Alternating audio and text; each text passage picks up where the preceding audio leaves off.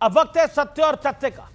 भारत की 80% आबादी हजारों जातियों में बटी हुई है। छोटा बड़ा अगड़ा पिछड़ा हिंदुओं को इसी तरह की सुविधाजनक तराजू में तोला जाता रहा है।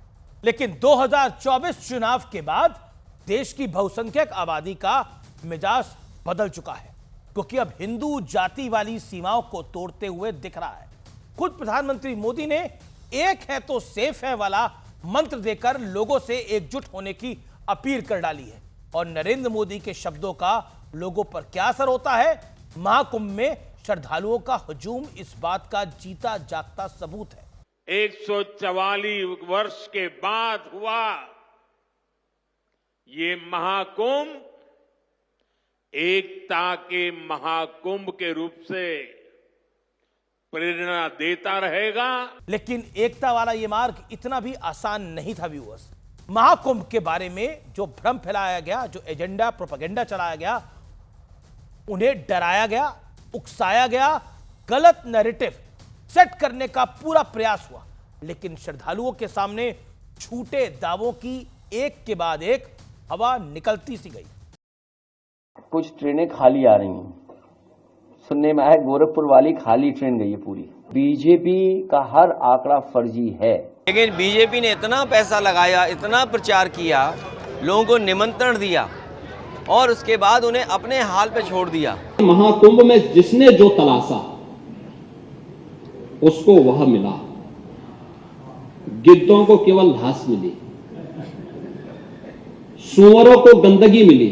क्रिश्चियनिटी दुनिया का सबसे बड़ा धर्म है और 2024 में 80 लाख श्रद्धालु वेटिकन पहुंचे थे। इसी क्रम में इस्लाम दुनिया का दूसरा बड़ा धर्म है और 2024 में 1,40,00,000 श्रद्धालु मक्का पहुंचे थे। लेकिन महाकुंभ के 45 दिनों में 65 करोड़ से ज्यादा हिंदू श्रद्धालुओं ने आस्था की डुबकी लगाई है। इटली, जर्मनी, फ्रांस जैसे यूरोप के कई देशों की आबादी भी इसके मुकाबले कहीं नहीं टिकती। संगम में स्नान के दौरान ना किसी ने किसी की जाति पूछी, ना पंथ पूछा, ना संप्रदाय पूछा, ना राज्य पूछा और ना ही भाषा पूछी। महाकुंभ में जो भी पहुंचा वो मन में सनातन के प्रति आस्था लेकर पहुंचा, भाव विभोर पहुंचा। ये तस्वीरें उन लोगों के लिए शूल से कम नहीं है जो वोट बैंक पॉलिटिक्स के लिए पानी पी पी कर हिंदुओं और सनातन धर्म को कोसते रहते हैं। মহাকুম্ভ আমি নাইবা বললাম, ওটা এখন মৃত্যু কুম্ভ হয়ে গেছে।